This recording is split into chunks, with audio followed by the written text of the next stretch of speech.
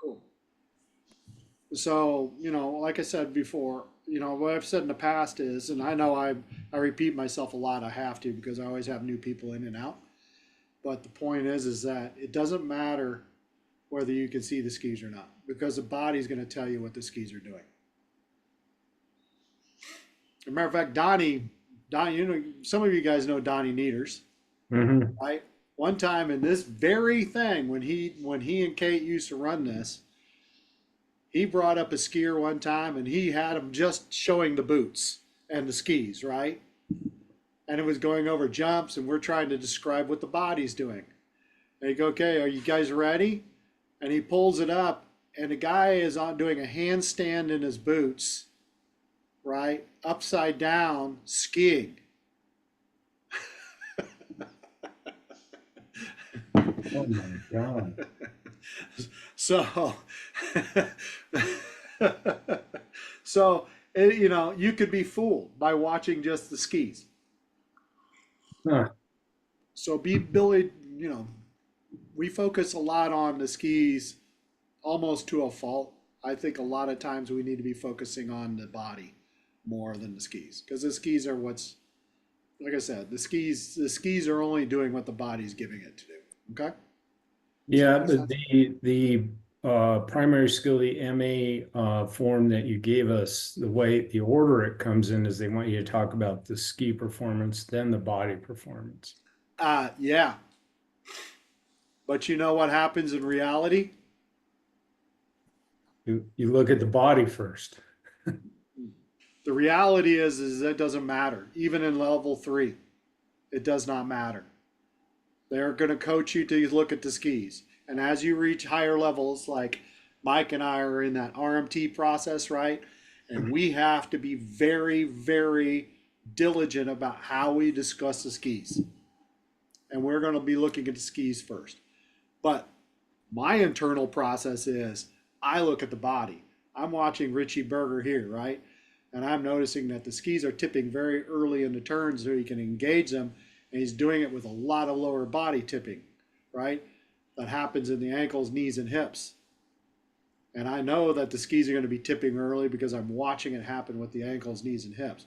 Then I can go back and say, okay, here's what the skis are doing before I start talking about the body. Does that make sense? Hmm. So I'm not necessarily staring at the skis and going, oh, golly jeepers, I need to be really, really conscious of what's going on there. No, no, I'm just using the skis to verify what the body's doing. Does Question. that help anybody there? Yeah. Can you Yeah. hear me, Gumby? Yes, I can. Yes, ma'am. Thank you. Okay. So first, thanks for doing this. Um, so since what I was given was that my words were just a big pile of mumbo jumbo word salad, that was pretty much my commentary, which made me feel really good. And but not the first time I heard it. So so I was talking to somebody who was in my ski group on the chair who just passed MA after some unsuccessful times. And he said that the way he passed it, and I just want to kind of confirm this with you if you feel this is the way we should be doing it, was like he said, initiation, body, ski, and like two words, shaping, body, ski, Yes. finishing, body, ski, then go backwards and do the second one. And he said that was what he did. And he said he started by saying, I'm looking at, short radius, basic parallel. I'm looking at a blue slope. I'm looking at a slushy slope or an icy slope or whatever it was. So he said he set the stage with just what was going on. And Right. then he just moved straight into initiation, shaping, finishing. Exactly. 100%. Okay. Yes. You talk I think, about, and oh, when we sorry. go, we have various scripts, right? I just picked up a new script the other day. We have these scripts, and the scripts are going to follow that exact same language. Okay. This is what I'm seeing in the initiation. I'm noticing the body is doing this, and as a result, the skis are doing this.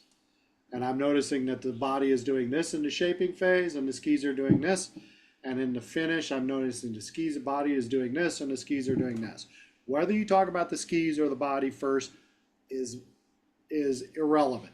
They don't care as long as you hit those points. And what I've noticed the last couple of weeks here is that we struggled with kind of prioritizing what we need to say and how brief we need to be doing it.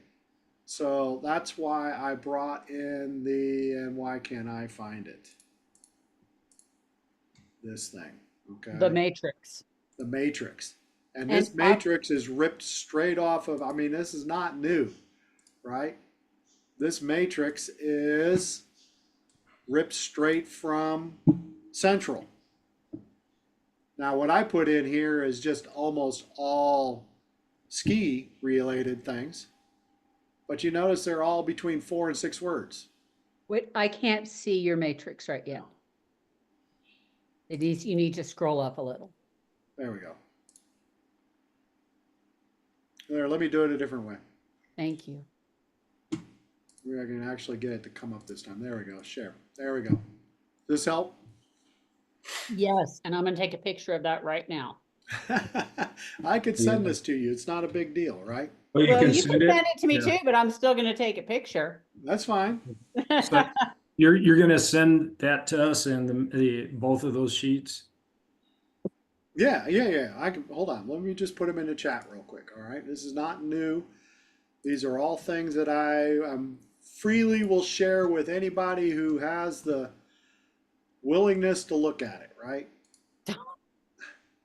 I mean, I'm not making a mystery of this. I'm trying to get rid of the fact that people, I'm with all of you. I think it's voodoo, right? And we run into this problem of we don't know.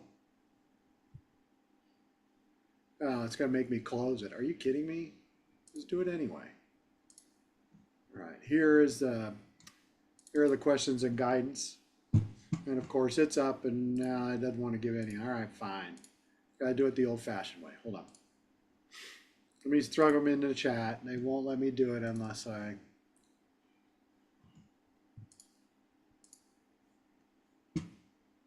actually close them. And we all have different ways that we do it. Like I've got Mike's process here too. And Mike can fill you in on how he kind of looks at stuff. We all have kind of individualized. That's why it's difficult for us that's why there's no MA book. Even though I'm trying to make that happen. Yeah. Okay. And you need to understand that as you know more and get more information and watch more and your thought processes change, so does how you deal with MA. Right. Unfortunately, you have to have a base understanding of what you're trying to achieve before you can even get there. That's what makes it so damn difficult.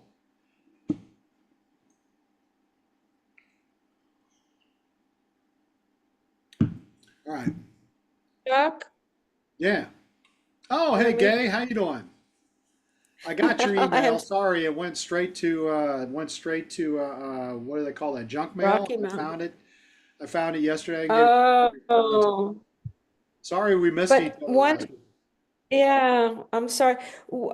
One thing I realized when I was at Winter Park talking to people who, would be more informed than I, is the best way to practice this is to practice describing your own skiing and what you need to fix. Yeah. It 'Cause was just, you know, because you, right? I mean, once you Mhm. got that straight, you could just sort of follow that same process with anything else. It was super helpful for me to describe my skiing, my conditions, and what I needed to focus on. Right. 100%. I believe that too. I'm sorry I missed Mike. We really wanted to find him. He Next was year, around I'll be there all year. Yeah. Hey, So Chuck, can anyway, I ask a question about this? go ahead. You know how we're always talking about, simultaneous edge release, and Right. we want our, skis to be tipping, turning at the same time. And Sure. Then you read how this is broken down, like turning movements. It doesn't have that. It has more sequentially laid out movements of each individual leg, so to speak. Can you just clarify the language around that? Because there's a little bit of a conflict in my mind when I think of simultaneously tipping, turning, moving, So parallel skis, that whole concept. Cool. So simultaneous means at the same time, right? And if we're talking about tipping movements, they should be tipping at the same time. Correct? All right. If they're talking about rotational movements, both skis should be pointing in a new direction at the same time, Okay. right? And in order for us to actually do that, I'm not going to go there. They should be tipping or they should be tipping and turning at the same time, right? Correct. Things that are not ever, well, we shouldn't ever be sequential or should always be sequential is pressuring the outside ski, okay, and moving along the length of the ski. Okay. Does that make sense? So when you say in the initiation phase of turning movements, inside ski turns first, Yes. that doesn't, that to me says, is it just because of the radius? Is that what you mean? No, it means No. his inside ski is physically turning first. Right, so there is a sequential movement, It's a sequential movement. Yeah. right? Okay, so so it's not simultaneous. It's not simultaneous. Right. And But remember, don't we want to tip the skis simultaneously? we want to tip the ski simultaneously, right? So let's go back and look at Richie again, right? Yeah. Right, because Richie's really, really good at this. Where is all my stuff? Where is Richie? Why isn't Richie coming straight up? I don't understand this.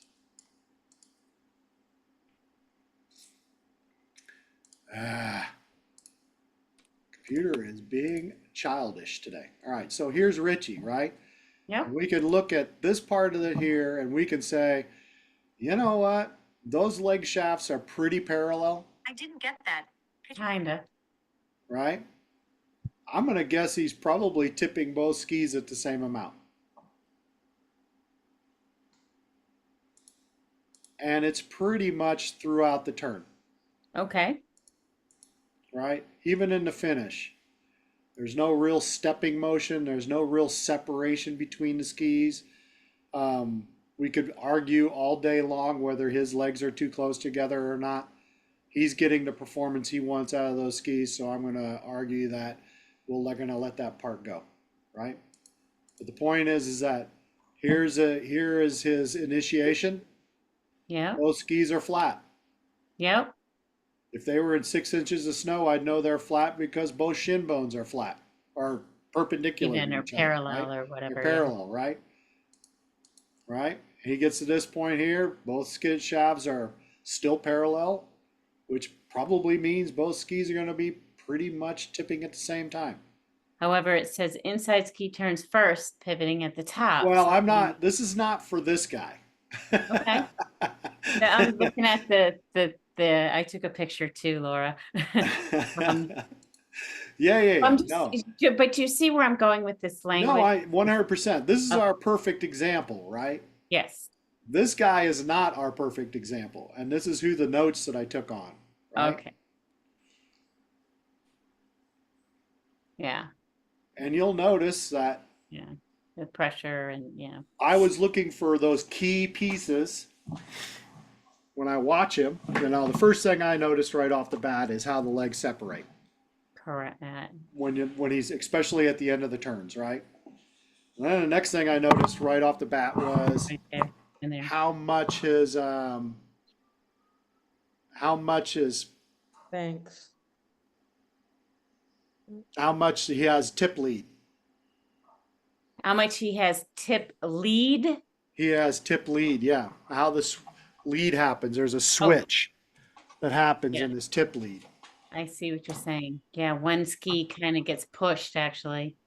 Right. It seems like the outside ski is trying to push it versus pressure it properly. So the next question I ask is why? Why is that happening? And I start looking at the body. Right. and I'm trying to look for some intent. What's he trying to do? He's trying to get his hips into it He's trying to get some kind of edging and pressure, right? through the use of hips. And yeah, he's using his hips in a way that's kind of weird, right? Yeah. And he extends at the top of the turn. Sorry, I'm blind right now. There's little an up and over too, Yeah, there's an up and over movement. There's like a weird movement that's going on. because he's not directing pressure appropriately or efficiently from ski to ski in my mind. Yeah, yeah, exactly. All right. Okay. No, I just wanted to clear up that language. That language of, when I see language that says one ski's turning first and then the other's trying to catch up at the finish. Yeah, yeah, yeah. That's So not if we look simultaneous. at yeah, I mean, this is a perfect example of somebody, if you watch him at the initiation, watch what happens at the initiation. So here's his initiation. Are both skis flat? One's not even touching the snow. No, one's not really touching the snow, but I would say pretty much both Pretty skis much, are yes. flat, right? I'd agree. But then he gets to like, oh, that's too far. A late tip. Yeah, I mean, what's going on with that inside ski all of a sudden? He's got pressure on it, more He's got pressure on than it. directing more than the outside. Yeah, They're not tipped the same amount, right? That they're the not outside tipped. one is on an They're no angle. longer tipped Divergence. the same amount, right? Yeah, Because his there's a little feet are bit. wider than his hips. Yeah. So it's just like a wedge. If we're in a wedge shape, we're gonna have a little bit of inside edge work going on. We're gonna have not simultaneously tipping. But this is weird to watch this inside ski suddenly take off in a direction. I see Right. that. Yeah. Yeah. So So like I that's the said, I inside mean, ski I'm not moving judging faster any of than the the skiing. outside, and the outside catches up at the finish. I see it now in Yeah. this gear. Yeah, when he finally gets aligned over the outside ski, it's like A little bit. end of shaping into the finish, right? And then he kind of bounces, and there's this weird kind of squatting motion. Yep. Then he extends, but look how the hip moves, right? Right. But he doesn't really show the outside ski turning first, but there's a twisting motion. And then all of a sudden, look at that inside ski again. It's He's interesting. inclining there, Yeah, right? he's Yeah. inclining there, yeah. What do you mean, look at the inside ski again? What are we supposed to see? Oh, let's go back to it, right? So right now, right there, right here. Okay, he's just finished his turn. There's the inside ski again. Why is the inside ski suddenly turning more than the outside ski? Too much So pressure. these are on it. questions. These Weight are is on it. questions that I'm asking in my mind, and it comes down to what his intent is. And then finally, somewhere around here, he finally gets enough pressure on the outside ski to make that happen, right? Yeah. So I'm going to ask a question that I feel like should be really obvious, but it hasn't been obvious to me is our body, our center of mass is inside the turn, but we're Yes. supposed to be directing pressure to the outside ski.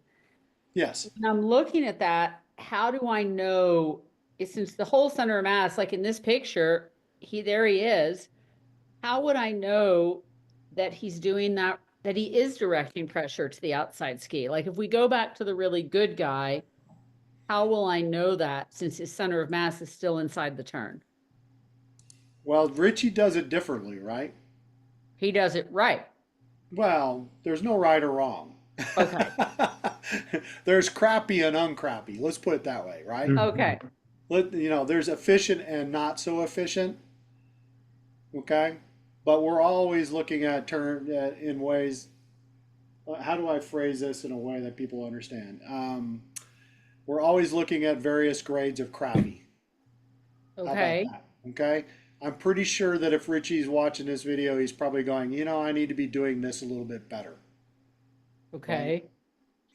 He's just really crap. That's why Colby Knox is always talking about suck at the highest level, right?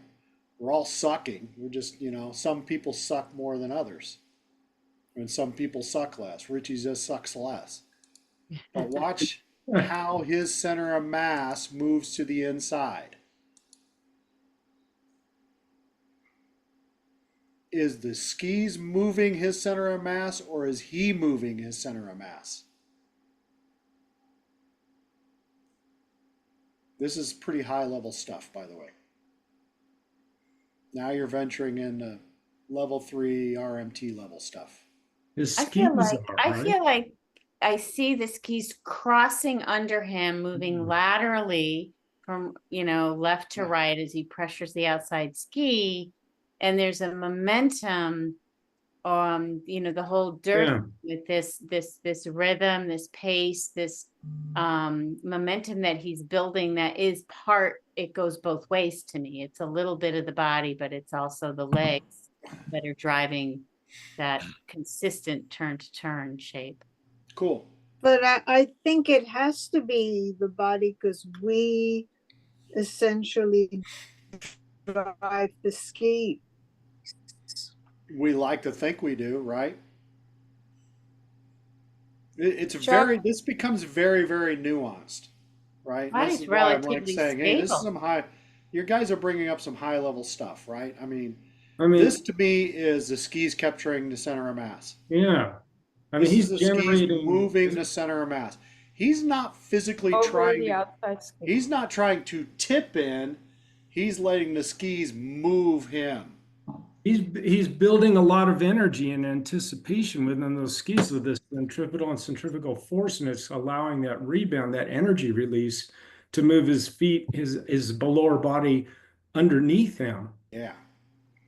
Yeah, well, and remember at the top of the turn here, when we get to the top of the turn, he's not really inclining as much as, oops, sorry about that. He's inclining, don't get me wrong, okay? But he's not inclining as a response to trying to get the skis to move him. He's trying to let the skis move him from an inclined position. Does that make sense? It's like I said, this is very nuanced stuff. Can you When we go repeat back that? to Change when we the go language back, up a maybe little Mike bit. can explain this a little better than I can. This guy is inclining Way almost too much. Yeah. Hey, Gumby, Yeah. could I ask you to, if you fill out your grid, can you tell me what and how you would describe this person to one of the blue Patagonia jacket people? To the blue Patagonia people. Yeah. How would I Mine's ex- green actually. Or the green Patagonia, but Patagonia. No, I don't want. But I don't want to I get really stuck would doing like to that. hear what you would say, because I that would want be to keep helpful to it. me. I can do that, but I want to keep it achievable. Okay. Who was that was asking? Was that you, Saskia? Yep. Yeah. Okay. So these are the things that I'm noticing right off the bat between the skier, right? I've already kind of described the tipping and I didn't really describe what the rotational pieces are. There is some ski performance that's happening with this person, but the ski performance is happening very, very late. There is a little bit of leg rotation, but the leg rotation is compromised because he squats in the turn. Right now he's fairly extended, but when he gets to here, it gets really, really hard for you to start tipping and turning the legs, right? So he almost depends on the ski performance to help him move across the hill. Okay? But the thing that really stands out to me for this particular skier is the fact that he rides the inside ski to inside ski almost continuously. And even on his right, he's even worse on his right hand turns. Mm-hmm. And as we watch him at the end of the turns here, not this turn, but watch him at this one. Up, there goes Gets the out. ski, Yeah. right? And then he finishes it up again and he goes and he loses it again, right? And that's the difference between him and Richie is he's actively trying to move to the inside of the turn. He's not allowing the skis to move him. He's trying to get the skis in a position to react, right? So he's out of position in a lot of ways. You know, the question was asked a little earlier, how do we know if they're directing pressure to the outside ski? When that outside ski starts to take off like that and that leg straightens, they're reaching for the snow at that point. And if they're reaching for the snow at that point, they probably are not directing pressure towards it or even having much weight on it at that point in time. If you watch Richie when he was coming down, he had a short leg and a shorter leg, but notice his outside leg never really got straight. He never was really reaching for the snow like this individual is doing. I think another way to tell that as well, Mike, if people are on the outside ski, is usually if they're directing pressure to the outside ski, the edges are on the same angle. Like with this guy, you can see his outside ski is on a much higher edge angle than the inside ski. So that tells me you can tell that person is inclining and pressuring the inside ski. Mm-hmm. And And another indicator that Brandon, if I don't know how many of you watched Brandon Bach's thing from last week, I thought it was sensationally good. I saw it. Yeah, Yeah, we it watched too. it.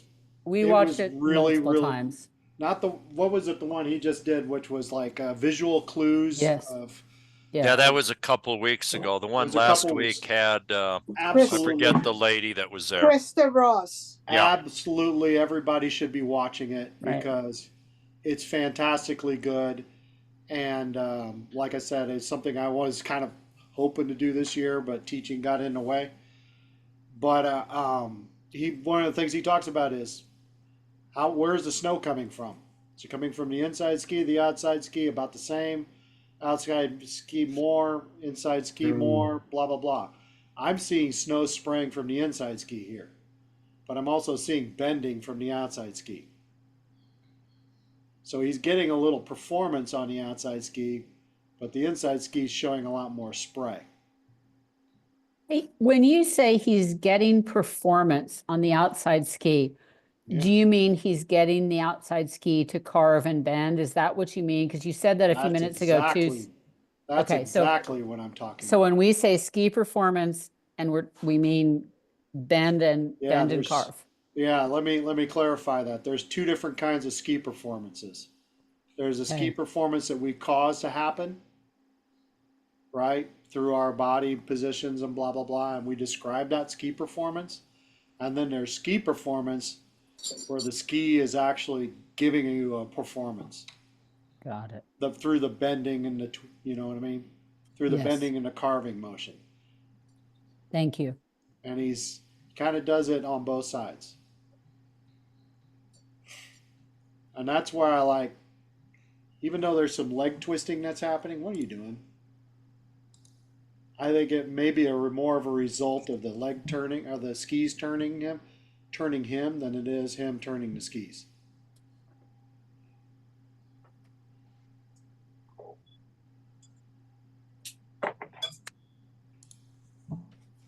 So may I introduce an idea that was said Sure. to me last week? Yeah. Because with this, what are the key components you're looking for? And I was taking a Steeps and Deeps clinic, Yeah. and the writer said, when you're in the transition stage, are you shorter or taller? That was question one. And the Right. question two, which sort of reflected that, where is your center of mass at the apex? Yeah. And the truth is, because I come from the oopsie doodle, 1960s style, I Right. get tall at the transition when you're supposed to be smaller. And as you get taller in the apex, that's where you see the long leg, short leg, the balancing over the outside ski is the center of mass. And it just was a very helpful indicator of what to look for. Is that accurate? It's 100% accurate. Skiing is changing. Skiing is changing. We used to teach a lot of up motion for folks of a compromised age. They used to teach a lot of up motion in order to allow the skis to unweight so you can move them from one side to the other. Now the teach is at the higher levels is more of a retraction style or more of a performance style turn where there's very, very little movement upwards. It's more of the legs coming up underneath you. Either So the retraction where you physically pull them up or you allow the skis to come up underneath you. One of those two. so the retraction is at the transition, and the Mhm. lengthening it is closer to the apex, where Yep. you can readily see where the pressure between the skis is. Yes, 100%. And that really starts, that's how I teach bumps. That's how Ryder teaches bumps, right? Because you That's have to why be in a, I was with Ryder. yeah. I'm 100%. You have to be in a position of balance at the end of the turn. And being up in the air is probably not a great position of balance.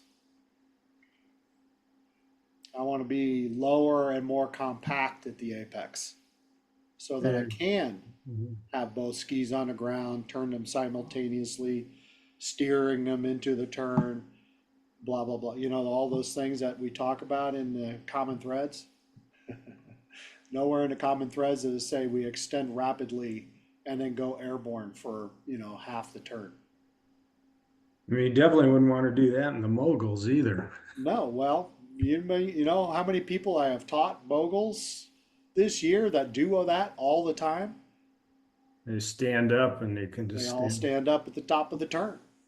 And then they fall, 2 to 3 feet before they land again. And they're like, I don't think I'm doing this right. Yeah, you're not. You have this much time to get balanced. How do we want to give us more time to get balanced? We need to expand our time to get balanced. How do we do that? We do it through retraction style. We allow the legs to come up underneath us so we can maintain contact. So when we do tip into the turn, we now have friction. And people, when they first feel it, they're like, oh my God, this is amazing. And it's like, why didn't I ever did this before? Because that's not how we've ever taught people to do it before, right? Another thing that was interesting, Chuck, was earlier that week, I was in, always rental skis, but it was like, oh, your uphill ski has too much of a lead over your downhill ski or your inside ski. And Ryder said, that entirely depends on the terrain. If you're in a really steep terrain, your uphill ski will naturally be higher up because your downhill ski is elevation-wise lower. Right. And those cues that I was looking for don't always work. Yeah, so go back and look at this guy and his tip lead because I actually had a brief little explanation about that. When does he change tip lead?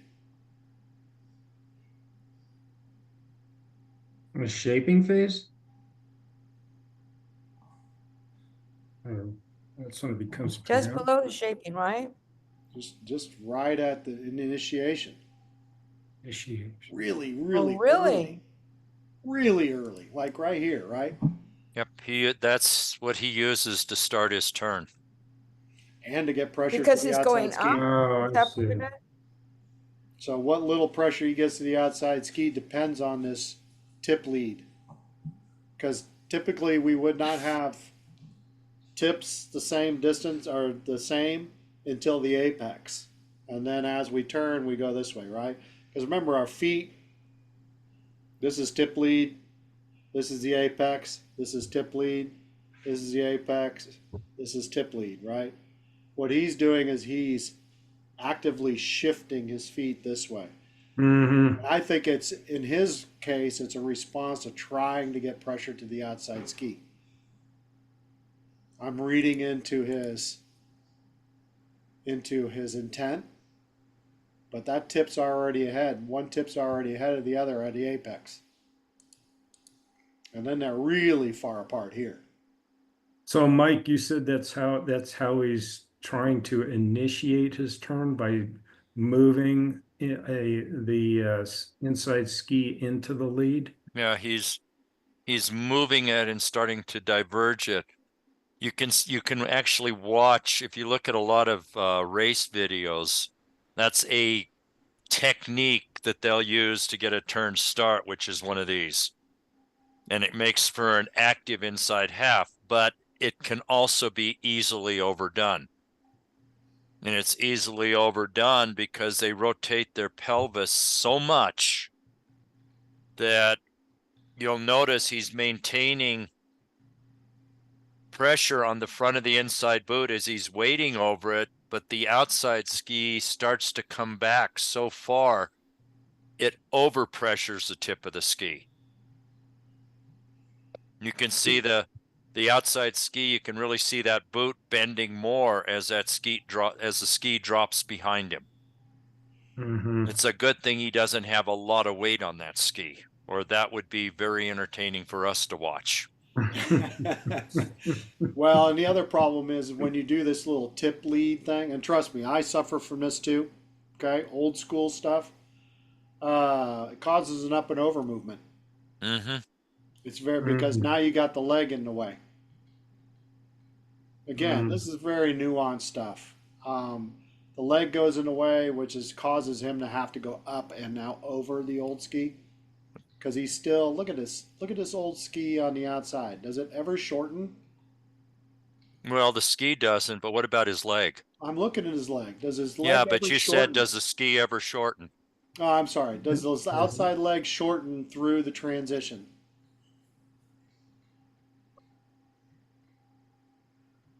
Yeah, look And how where is the long center that of outside mass? leg stays. Mm-hmm. So now he's stuck.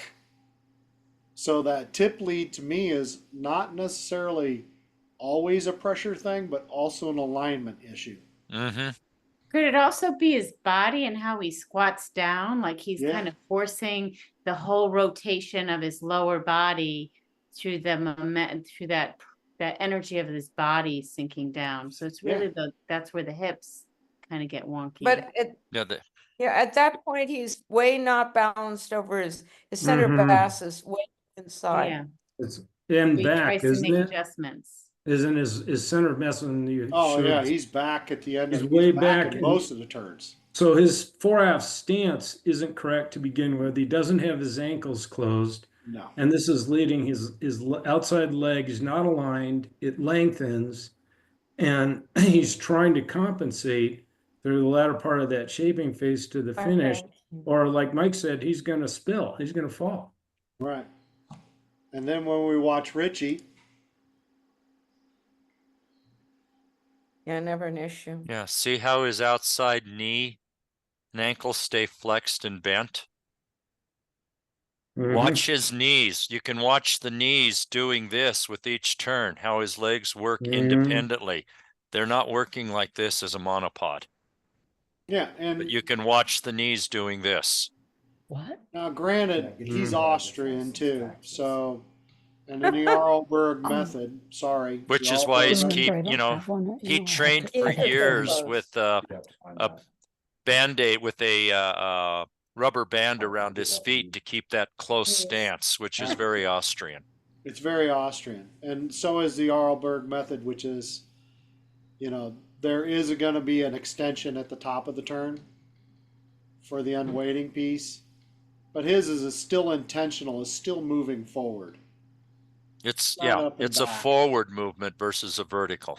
But are Yeah. you guys commenting because his feet I are so see. close together that he wouldn't? No, I'm coming because most people look and go, why are his legs so close together? Why are his legs so close together? Because he's really good at it.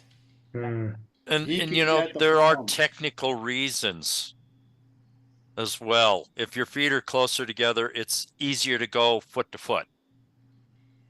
It's But easier it to may turn not into be the as beginning. easy to get a high edge angle, but he's not going for real high edge angles here. Mhm. It's not that different.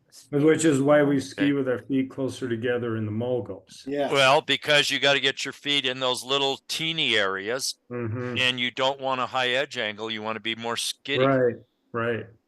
And be able And to. you know, this is a guy who went to Japan and won the technical mogul event, right? The national Mhm. championships. First Westerner to ever do that. So he skis the opposite very, very well too, right? Where he's more compact at the top of the turn and extended in the turn. This is more of the Austrian style. You can see how his center of mass is always over the center of movement. Yeah, exactly. Exactly. And if you watch closely, he lifts the inside ski at the initiation in order to get pressure to the outside ski. You can actually see a lift. Yeah. Right about, oh, God dang it, why do you keep doing that? Right about should be there, just right there. Right here. That tail comes off the snow. See the inside ski? Mm-hmm. And he does it fairly consistently throughout the turn. Hmm. And that's an effort to try to get pressure to the outside ski. Mm-hmm. like a thumper. It's kind of like a thumper. See how that, see? There's that air underneath that tail. It's a ski to ski pressure, fundamental. It is, but his intent is to get pressure to the outside ski as soon as humanly possible, Mm-hmm. right? And how do we get pressure to this outside ski? I asked this a million times. How do we get pressure to the outside ski? How do we get weight to the outside ski? Moving our center of mass over it. You make us stand No, up. we get weight off the inside ski. Yeah. Oh, right. Inside Oh. ski, yeah. Yeah, That's we could the talk about same. alignment all you want, but I'm talking about practical ways we do it, right? How do we get weight to the outside leg? We take weight off the inside leg. That's the fundamental direct pressure to the outside ski. Yeah. Which most examiners hate that statement now. But Why? that's all right. Huh? Why do they hate Why? it? No, I'm not going to answer that question. You I'm not said gonna- it. Huh? You're You going to live said by it. it. You need to pass your level 2. So I stay know. with and- it then. Okay. Huh? Stay with it then for Right. level 2. So yeah, okay. Yeah. Okay.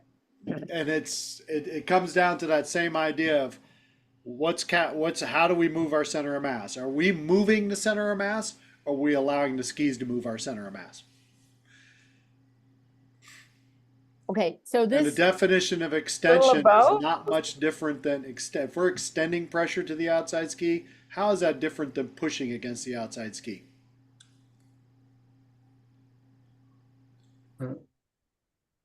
What do we want more? Do we want to push against the outside ski? No, Or we do want the outside ski. we want to react to the pressure of the snow We against. want to react to the pressure of the snow. We want the ski to push us. That's the difference. That's why they don't like it now. The skis push us, we don't push the skis. Richie Berger does a really nice job of allowing the skis to push him.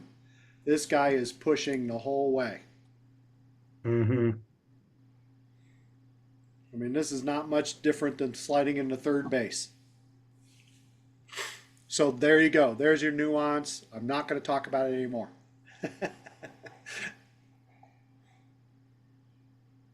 Cool.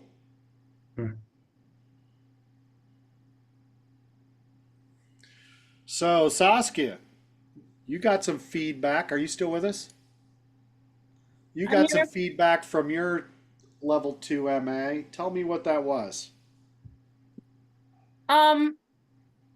My main feedback was that I saw something different than they saw on the mogul section.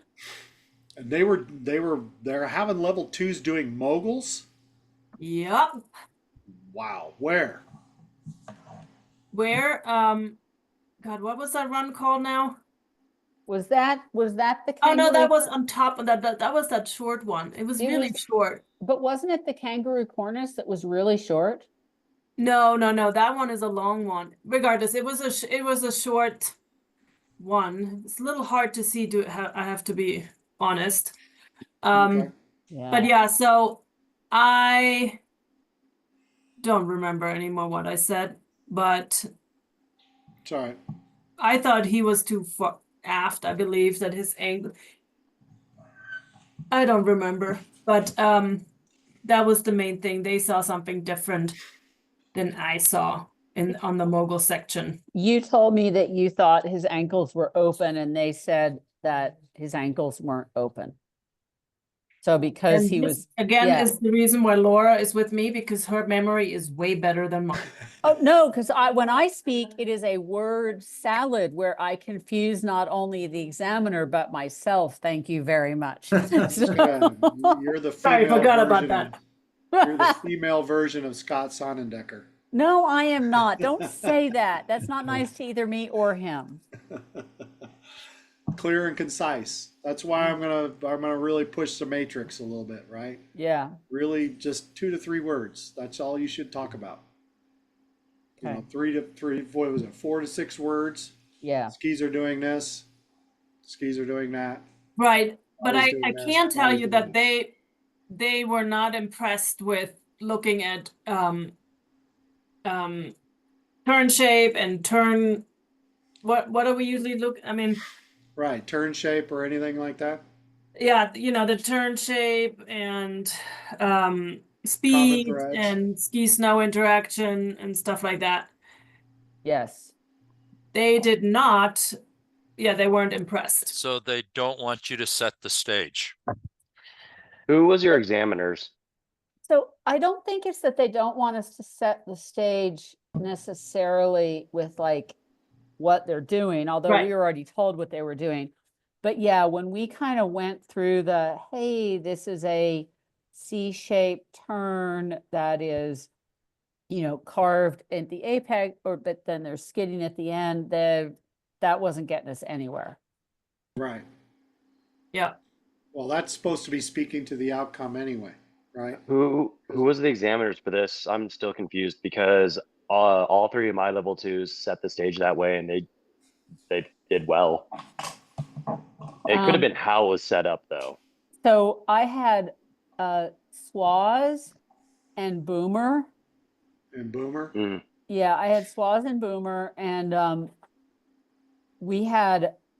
it was a pretty darn short section It was really short. of short radius basic parallel in the morning. And then it was an extremely short section of bumps. And I was actually still talking, which I guess was my problem. And they waved her down before I actually had turned to look. And then they said, do you want to look? And I did want to look. And then this was kind of bad. One examiner said to the other as I was watching, wow, she isn't any better since she took her level 1, about the skier who was skiing down. So That's pretty bad. that wasn't good. So I think that basically they had decided by that point that I had already failed. And so they didn't really care what the hell was going on. Yeah, they're not supposed to do that. No, I don't think so. I'm sorry for that experience. Yeah, anyway. So, all right. Cool. Yeah. So I think the big thing for us to do right now, and these are the things that I'm hearing from the examiners so far, is that we need to be very clear and concise and really button it up and be targeted about what we're talking about. I still believe in setting the stage. We got a skier that's coming down black diamond runs. They're making Z-shaped turns. There's a quick spin at the top, which gives me that indication, blah, blah, blah. Here are the things I want to target, right? And the introduction of the common threads is coming. It's happening. Okay. I would say my examiners were not impressed with the common threads. And that was the other one of my comments, was that I need to learn the fundamentals. And like, I definitely feel like I certainly can rattle them off, but I feel like I understand what they're also getting at. But I think I was too common thread oriented and I needed to be more stuck to the fundamentals. Yeah, I would go back and start. Let's start looking at the grid, right? Go back and do the grid. Yeah. I still think that's very, very priority item for level 2. When we get to level 3, and Kelby can talk to this, that it's more conversational, and we're really talking about more of outcome based, what we're looking at, as opposed to, but here's what's really happening and here's what we'd like to have happen. And the ideal is going to be closer to whatever this piece is going to be in one of the common threads. And we can use the common threads to help us outline what we want to do with them. Okay? That's the whole point of the common threads. So Chuck, just because for me this is a little bit like learning Chinese, Right. if I can have a concept at the beginning, the apex, and the end that has to do with the center of mass related to the ankles because they're the closest to the snow. Sure. Can't that then I can leverage it to address the other issues? Because I feel every time we're trying to do this, we're talking on 4 different aspects, which makes it very hard to be coherent. Yes and no. You still need to be doing, what are the skis doing? What is the body doing? To a fundamental. Through initiation, shaping, and finish. Right, Initiation, control, finish. Whatever you want to call it, right? right. You still have to talk to those. Absolutely have to talk to those. If you're level 3 and all the actions happening at the initiation, we're going to be talking about the initiation, right? We might talk about how the outcome's going to change in the shaping and the finish, but we're going to be talking, the targeted piece is going to be the initiation. Okay, so that would be sort of a keynote. If something's wrong in the initiation, then you focus on how to correct it and how to see it corrected in the apex and the finish. Yes. You're going to see a Okay. correction in 'Cause- the apex and the finish, yes.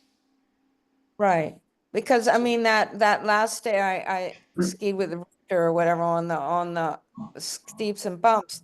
It was radically clear, those of us who weren't doing a complete turn, because I was hugging a lot of trees, Right. but the real issue is to see the problem at the initiation, and if you can do that, then you can address the other parts of the turn.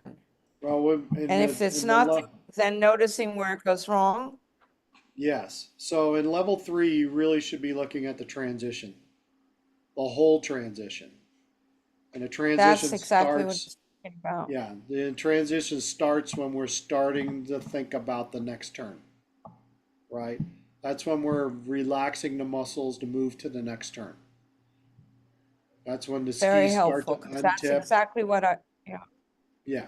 So a lot of the action Okay. happens there. And how we set up from one turn to the next is kind of happens at the finish of one turn and start of the next turn. Right? If we and don't if have you a good finish the finish, last turn, yeah, I hear if we have you. a bad last, if we have a bad finish, probably going to have a bad initiation, which means we're probably going to have a Exactly. bad next Okay. turn, right? But for the level through 2s, they have to talk through all 3 phases. And they're really talking about from apex to finish. And in level 'Cause 3, that's we're where it's really more talking about obvious. apex to apex. Okay, So we're looking at the lower part of Thank you. shaping into the upper part of shaping. Yes? Hey, Cool. Gumpy, a minute ago, you said, yeah, we should set the stage.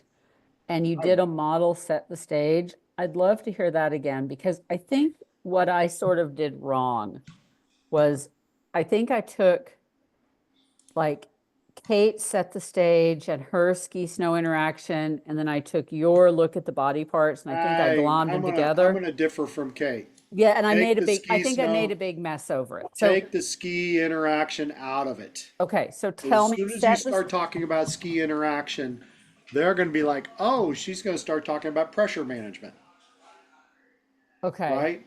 I know where Kate's going, and I don't believe, I'm sorry, you shouldn't be okay, going there. okay. So Okay? tell me, set the stage for me one more time. I'm sorry, my dogs are No, going that's fine. crazy. So I'm looking at gonna, a, I'm looking yeah, at just, it's in that sheet. I have the overall big picture. I'm looking at a skier skiing whatever the task is, Wedge Christie's, the terrain snow conditions, if they're relevant, because it's really crappy snow, you need to kind of let them know, right? Right? What the turn shape is, Z shape, J turns, C shapes, blah, blah, blah. What the speed is, especially when we're starting to talk about level 3. Do they get faster? Do they get slower? You know, are the turn shapes getting longer throughout each turn? Those are all relevant things. What the tactics and intent is. Are they trying to slow down through friction? Are they using something else to help them slow down? And then equipment. Sorry, equipment is part of the analysis, right? If they're on 120s on super hard conditions and you start talking about edging, that might be something super relevant to the conversations, right? Does that make sense? yeah. I mean, I feel like, well, I feel like most of the people in our group were on appropriate equipment. Good. And Yeah, then they just say that. That's, hey, it looks like they're on appropriate right. equipment. Appropriate. Just Okay. mention. I mean, it takes Yeah. 15 seconds to say all these things. It doesn't take anything away, and it really sets the stage up for you to go, hey, Okay. what I'm immediately noticing is blah, blah, blah, right? Okay. And that's where the common threads come in. Hey, I'm immediately noticing that both skis are not staying in this ground on this, in these bumps, right? The tips are in the air predominantly.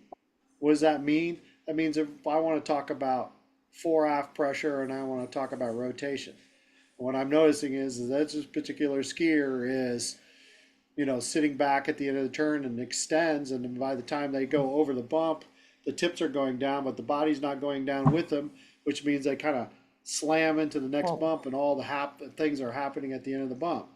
And because they're extended at the top of the turn, they don't have the ability to either tip or turn their legs, so they use a big upper body movement to make that happen, right? Which causes them to go down, and then they balance their balance in a more square position. And then you could tie that back to any of the common threads if you wanted to. What ideally I'd like to see them do is rotate their rotate their legs under a stable upper body while they're balanced over fore aft of the part of the skis. So when the skis go down, they go down with them. And so they're shaping the turn and they're getting more of a C-shaped turn, which is going to allow them to have a more fun, rounder turn in there. So they're going to have more friction. It's going to allow them to control their speed better so they don't die at the end of every turn. There's my MA. But, okay, now I'm being difficult, but that was not 4 to 6 words. No, it wasn't. That was more of a conversational. So are we trying, so, If you yeah, want me to, I'll break it down for you. Okay, so the top of the turn, ankles are open, knees are bent, hips are open. At the shaping phase, ankles are still open, knees are still slightly bent, hips are open. At the end of the turn, ankles are closed, knees are bent, and the hips are way bent. And why? Because they're compressing down at the end of the turn, right? And then there's an extension at the start of the initiation of the next turn. What the skis that I'm noticing is that the skis are bending at the back at the end of the turn. They're staying back as we roll into the shaping phase. There's a real quick turn in there. and then they're more balanced at the end of the turn, but probably mostly back. Ideally, what I'd like to see is a more proportional flexion of the ankles, knees, and hips, where the ankles are bent more, maybe the knees not bending as much and the hips bending a little bit more. And then as they go into the turn, I would like to see the ankles remain flexed, the knees and the hips extend into the turn, so that when they reach the bottom, they can kind of piston back up using their ankle, knees, and hips as they absorb the next bump. That's going to allow them to shape the turn better. Okay. What I'm also noticing is because they're extended at the top of the turn, the skis turn very quickly because they're using a lot of upper body rotation. And part of that is causing them to also go back and inside. Does that make sense? Okay. If they're more balanced at the end of the turn, they don't, and they have flexion in their legs and their ankles and the hips and their ankles, knees, and hips. That's going to allow them to turn their legs more effectively, which is going to allow them to shape that turn so they can create the friction they need in order to have the skis on the ground. Okay? That would be more of a level 2.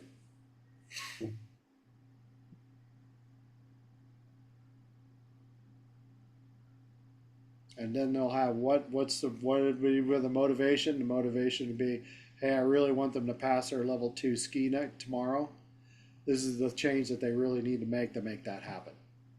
Or I could say they're going to have a much more fun time, or they're going to be able to control their speed better in the bumps so that they don't go 4 bumps and then blow out because all they do is gain speed on everyone because they're never actually ever getting the tips on the ground. So Any of in a those would be sense, motivations. so Chuck, in a sense, what you're saying is, I'd like them to help do this, Yes, like he's on the ground, by focusing on the following. And then you explain how it goes through the turn. right. Yeah, so my outcome was I need to get their tips on the ground. The skis need to Right. be on the ground because if the skis are not on the ground, they can't turn. But if I Yeah, can I get their think, skis on the ground, doing flexing the ankles, bending the knees, maybe leaving knees alone, but bending the hips, allowing them to be more compressed at the top of the turn, they can move their legs and react to the tipping part as they move into the turn. Because what do we do in bumps? We got to move down into the turn. And if we don't get our body moving first, all we do is open up, and now we can't get the tips on the ground. And what do we do at the no, end I of the love turn? that because, Off yeah, we go. I love that because in a good lesson, you establish the goal first, Right. and then you establish how ideally it should happen, and then you focus on that skill set that is least visible and how to improve it. Yeah. Correct? And next year, you're going to see a Yeah. lot more of the common threads because the common thread is the outcome that we're trying to achieve. Does that make sense? Yes. So maybe I they're just not need to live impressed with it better, this and year, it's but they will be complicated. next year. Right?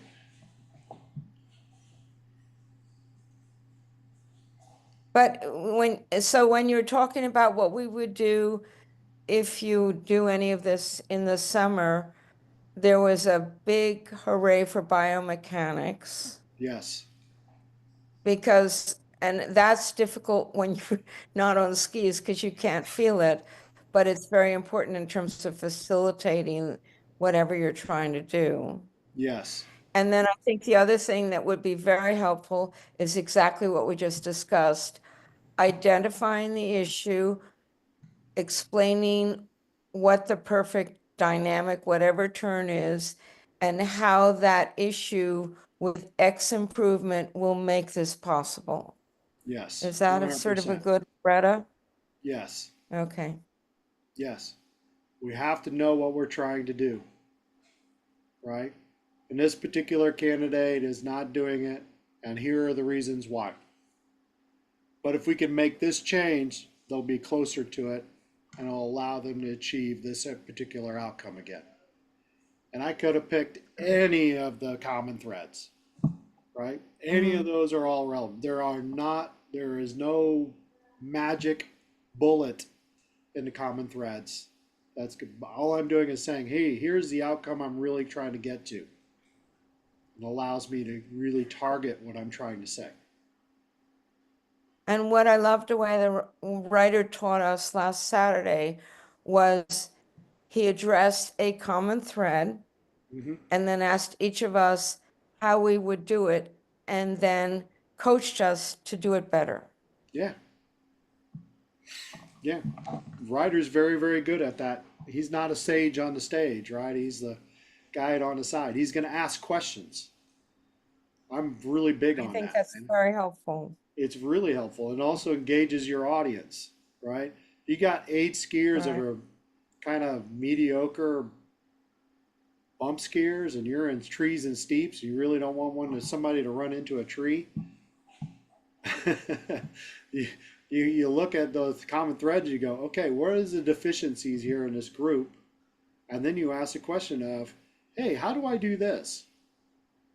And then what do? I just ski away. And they all look at me like, what?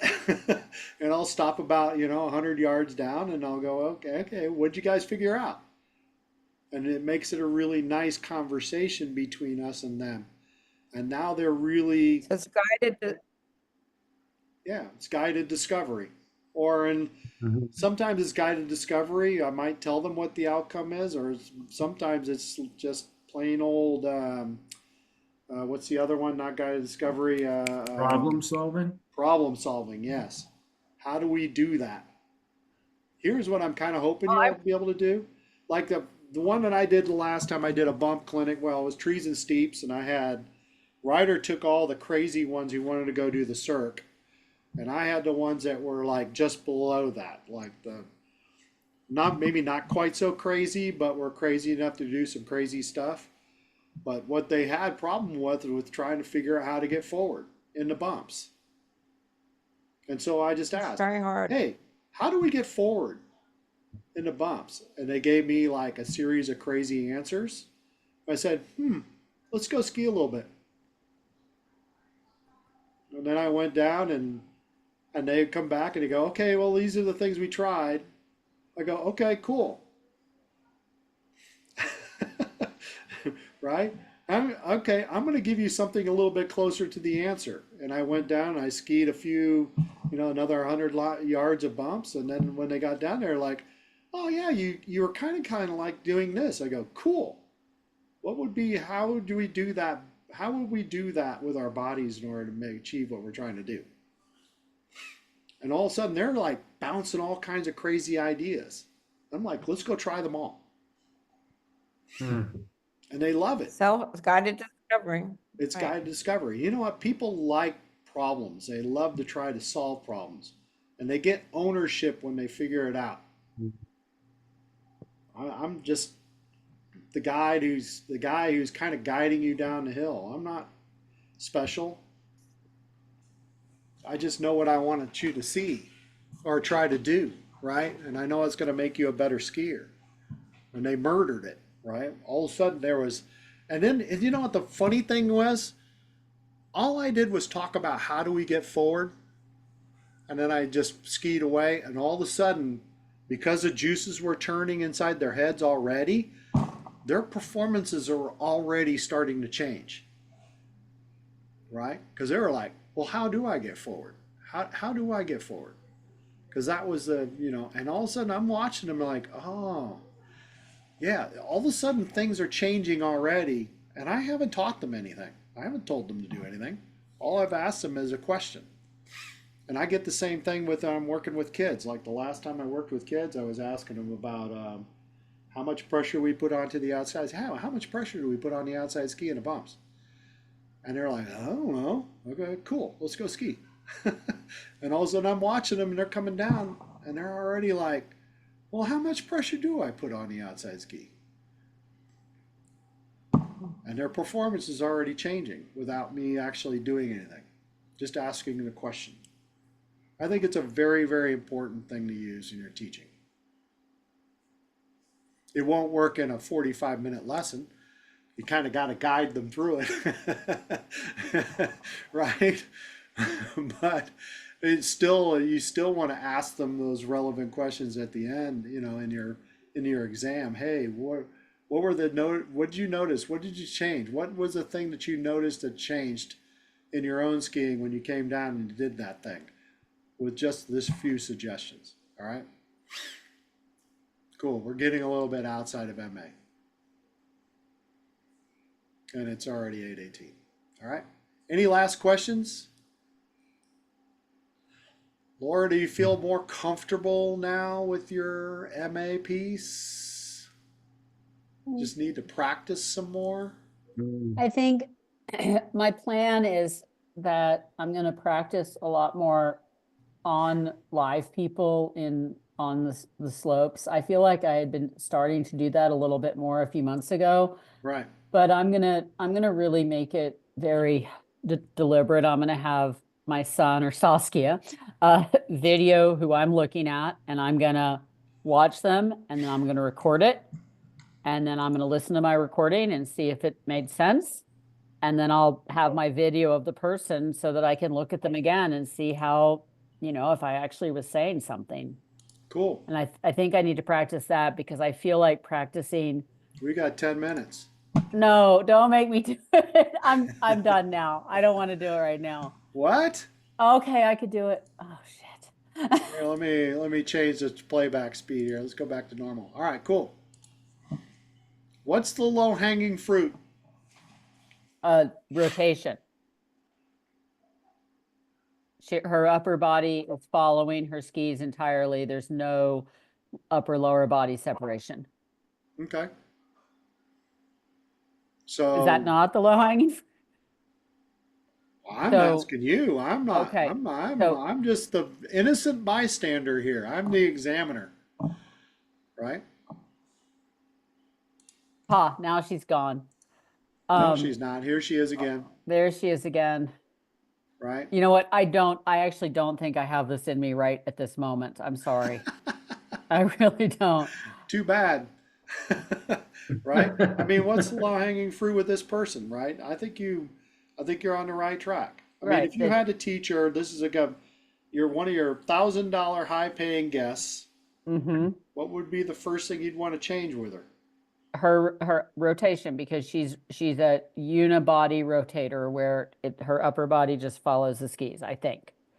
And then because what I see is she's on a blue slope and her turns are Z-shaped. She's skidding out at the bottom of every turn. She is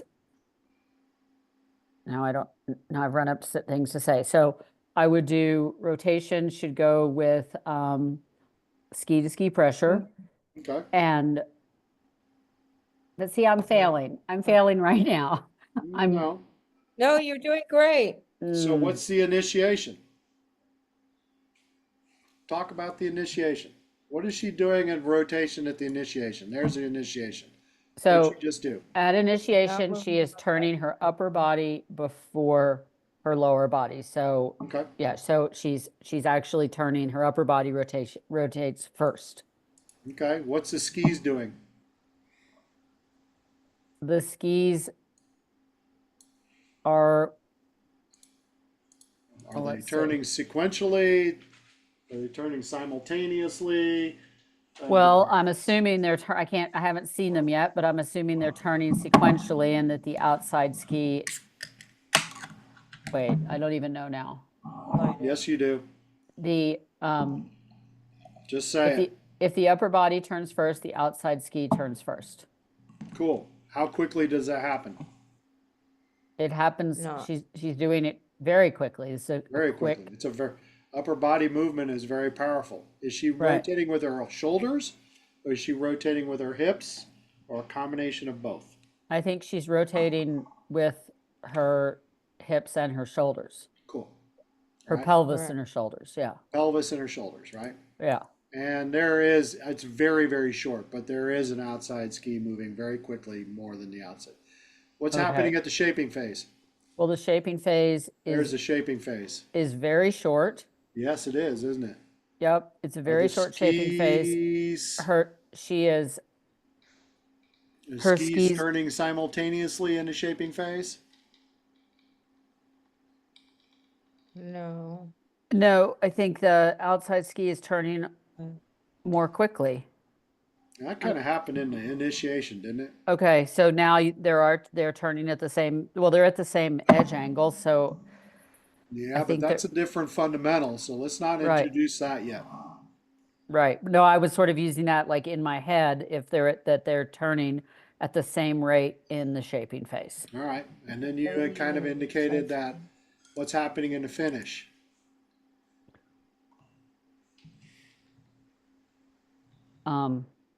Go back.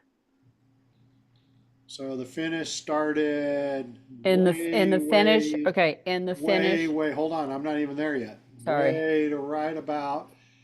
Oh, right about there. Here's the Here's the finish.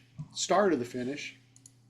So she has, and I would draw this on the snow, she has a long traverse between short turns. Mhm. And in that long traverse, her body is completely following her skis. Cool. Did the skis stop turning? Are they continuing to turn, or what's happening there? The skis stopped turning, Okay. and because once they had that rotary input of the upper body, then they just shot across this hill until she was ready then to come around and make another turn. Cool. Ideally, what would you like to see? Ideally, I would like to see a rounder turn that was caused by more from leg rotation separate from the upper body, and a smoother, more progressive turning motion instead of a sharp turn at initiation. What would the initiation look like in the ideal? In the ideal, she would be steering her skis simultaneously into the turn using her legs separate from her upper Cool. body. What would the shaping phase look like? In the shaping phase, wait, I can't say on edge. In the shaping phase, her legs and her body would both be pointed together down the hill at the apex of the turn. Because the And upper it would body is be, turning less than the lower body, right? Mm-hmm. Yes. well, at the apex in the shaping phase, our upper body and our skis are going the same direction. We're That's the looking one at place the that ideal, yes. in Just the say ideal. yes, Yes. right? Okay. How long would the shaping phase be compared to the initiation phase? It would be longer, It would be or longer as than the long, at initiation least phase? as long. What?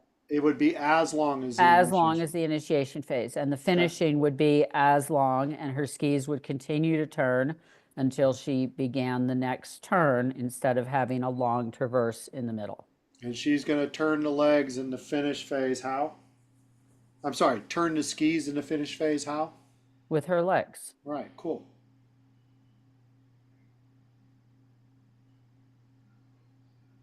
It's over. Well, no, that was just rotation. Then I'd have to go Well, backwards you'd and have to go back. You don't have to go back and do the whole thing with outside ski,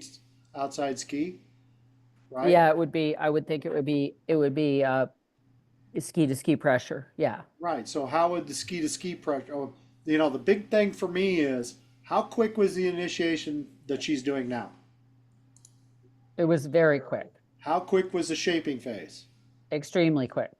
And how long is the finish phase? It's a long finish phase. It's more How of would a, that be different in the ideal?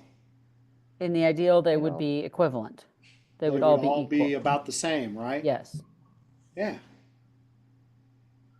Which would give you a more rounder, Round turn.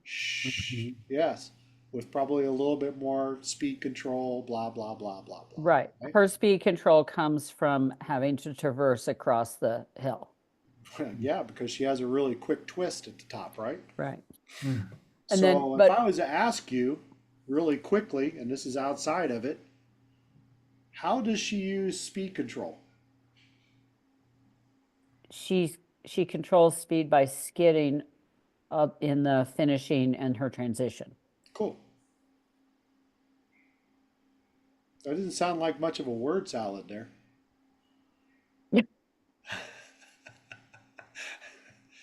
Right? We just got to Yeah. get you. We just got to get you into that initiation, shaping, and finish piece. Right. Yeah. No, that's exactly right. That is That's what I need to that's what's practice. getting you in trouble. You're getting out of that script, right? Right. You're like, oh, I'm seeing all kinds of things. Yeah, I see all kinds of things crazy too.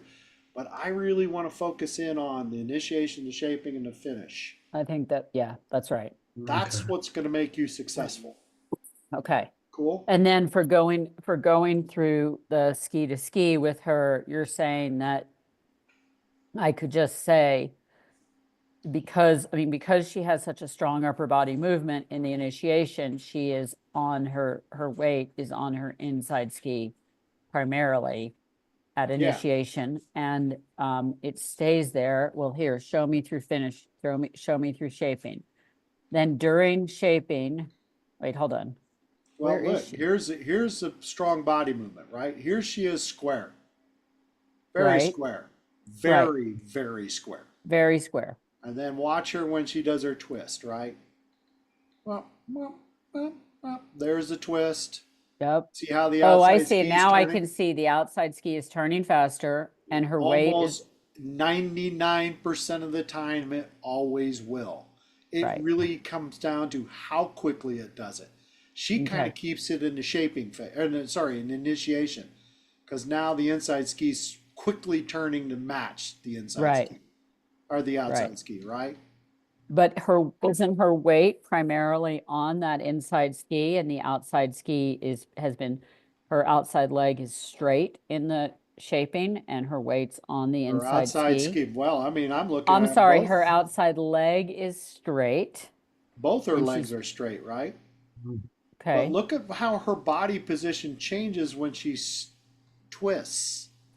Is she over the outside leg or the inside leg? She's Over when she the- twists, she's over the inside leg. She has to be. Right. Mhm. That's the very definition of upper body twisting. Okay. We twist over the inside leg, Mm. which causes us to go back and up. I'm sorry, Okay. back and inside. I'm sorry, back and inside. Does that make sense? Yes. Then she finally settles to the outside ski, but the outside ski doesn't really gain traction until Until the way finish over here in the finish phase. in the finishing phase is when the outside ski gains traction. Right.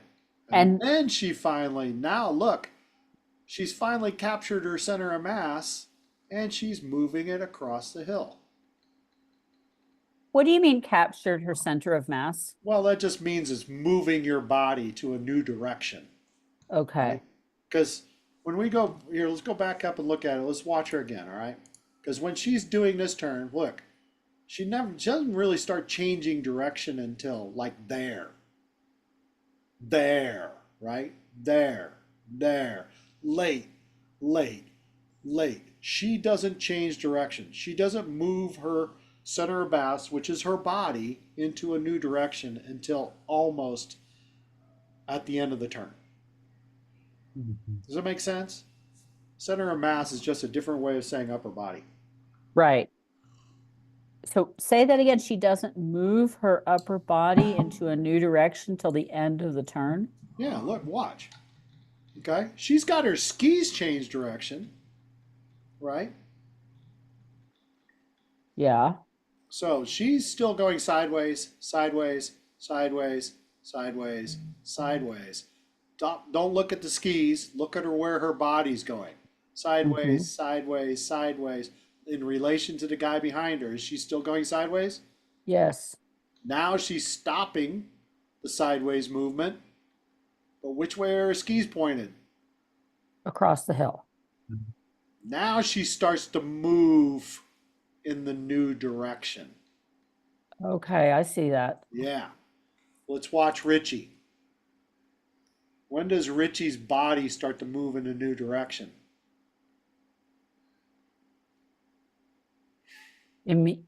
Almost immediately. At initiation, immediately. Yeah, immediately. Because of the way she uses her upper body to turn, she doesn't get ski engagement until literally in the finish. Mhm. Right. So when she has ski engagement, is her weight over that outside ski?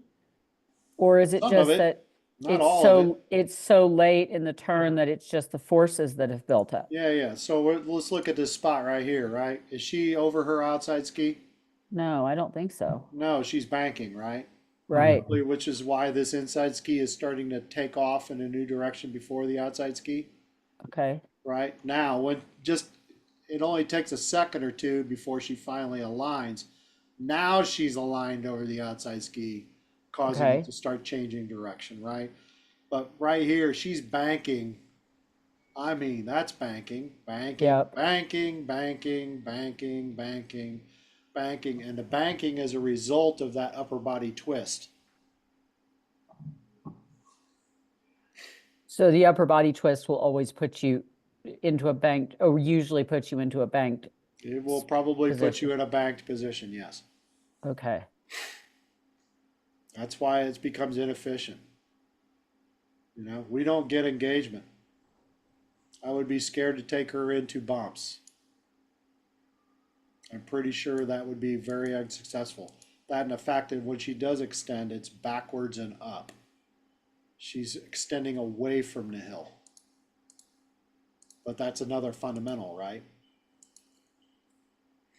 Right. Okay. Thank you for making me do it, I guess. Okay. I'm gonna make you do it again here in a couple weeks. So, Okay. Good. right? Okay. It is dinner time. Thank you so much, everybody. I appreciate No, your help. thank you. Thanks for you. coming. Saskia, you want to do one? She just No, I wrote a gotta note. go dinner. Oh, dinner. Okay, yeah. Like Sorry, Wednesdays. and my husband is cooking dinner and the fire alarm is going off, so I gotta go down there.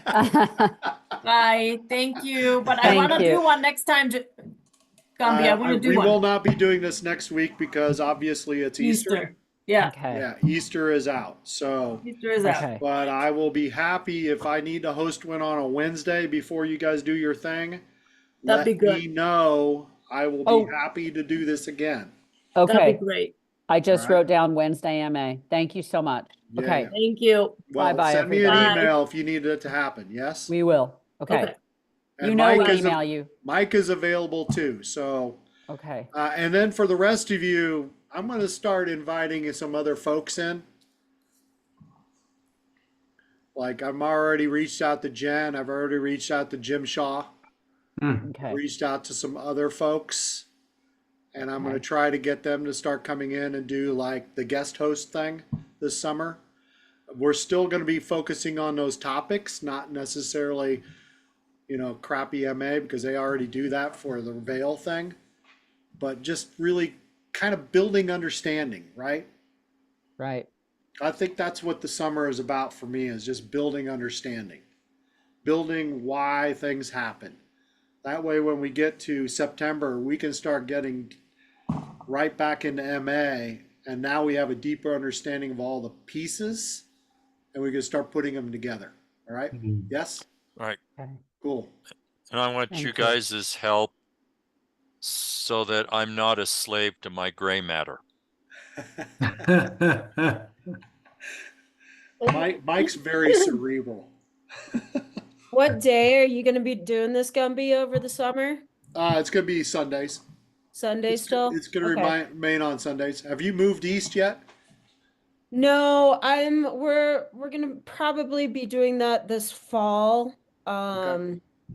I will probably, if we get moved out to Vermont, I don't know what's gonna happen with my level 3 training. I mean, wanted to try to get it in Colorado, Yeah. but I may just need a fresh approach. I may take it in the East next year. I don't know. Well, I just had a bunch of people take it in the east, and they all failed. Yeah. So I passed my level 2 ski on 2 days ago. nice. Why didn't you mention that, David? So I told Mike, I texted him, at Vail, I had Swaz and Bob Barnes. Oh, did you really? Bob Barnes? Barnesy? Yeah, Yeah. And I was talking to him, we were reminiscing because back in 2010, I did his modal clinic with him and he was my teacher here. Yeah, exactly. Did you offer him a whiskey if he passed you? If he passed you? No, I didn't know. No, but one of the things I did say was I told Swaz, I said, many, many years ago when I was a teenager, I was in Swaziland and he I visited because my dad had worked for an airline, so I was Yeah. down. No, this is how you breach Bob Barnes's heart. You say, "Hey, I'm going to buy you a whiskey at the end of this day." Now, the quality of the whiskey is really going to depend on my scorecard. Don't mention scorecard, just the quality of the whiskey will depend on you. Well, he And how actually gave much me. water is in the whiskey is going to I, depend on you. well, he gave me a 5 in the bumps.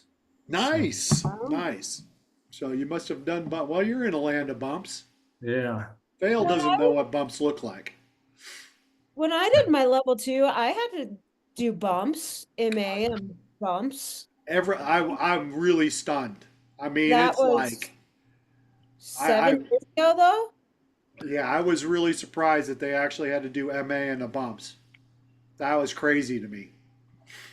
I was like, what? I'm Yeah, not. I'm pretty sure we did a bump and a groomer.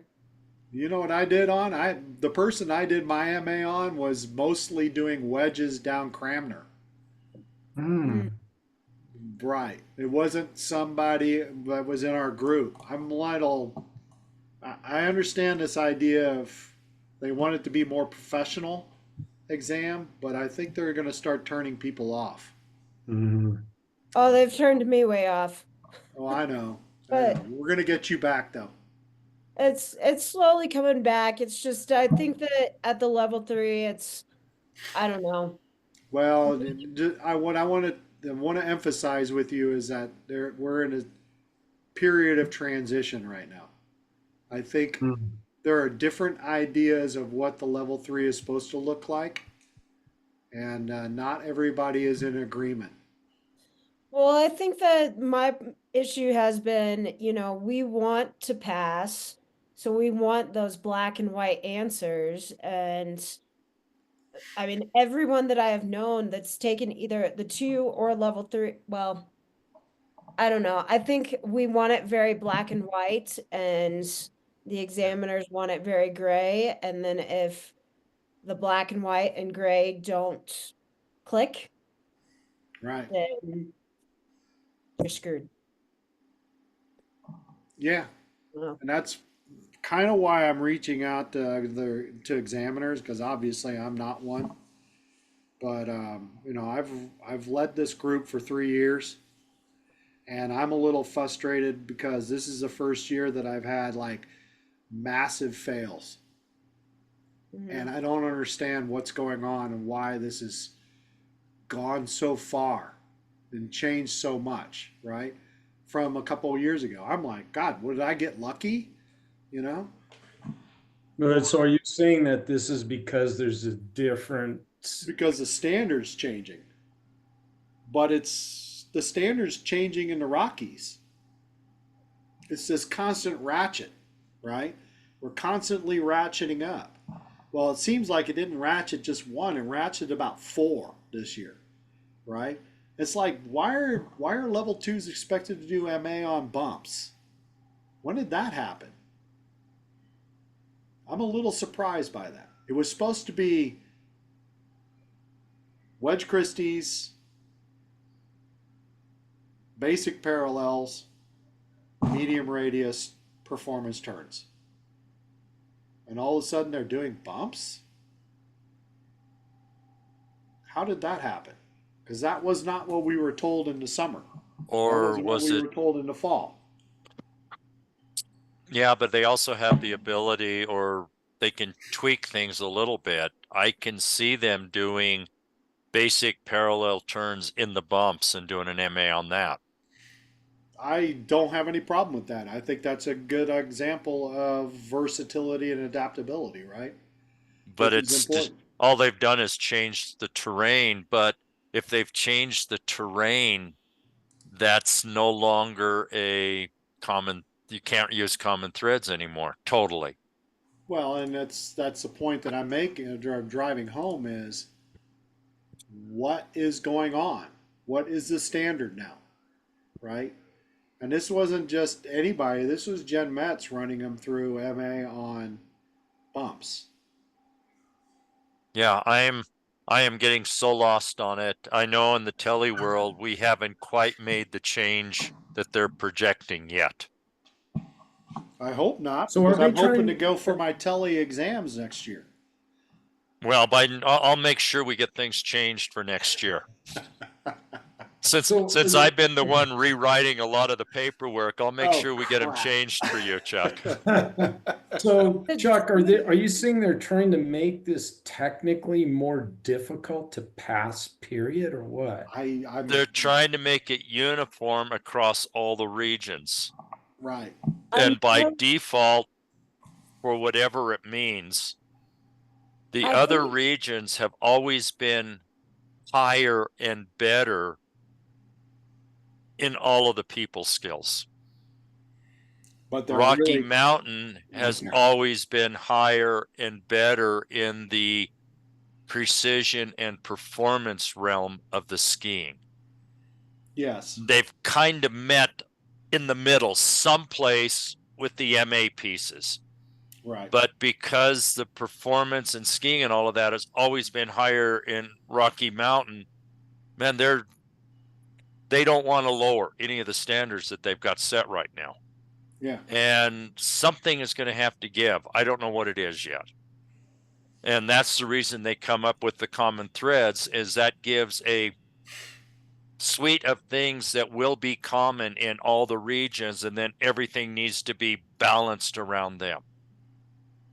And I don't know what that's going to look like. I don't know. I don't think anybody knows what it's going to look like. So, like I said, I've reached out to Jen. I've reached out to Jim Shaw already, going, hey, what's going on here? What is the standard? What is the standard? Is the standard arbitrary? Because I'm hearing from the folks that just went to Vail that it seems to be a little bit arbitrary. You know, and I've also heard a lot of people say, well, you know, I've got these standards in that, and I'm reading the thing, and then I've heard it said that in Rocky Mountain, they say, yeah, those are the standards, but we hold people here to a little higher level. Well, if these are the standards and you're holding me to a higher level, what the hell does that mean?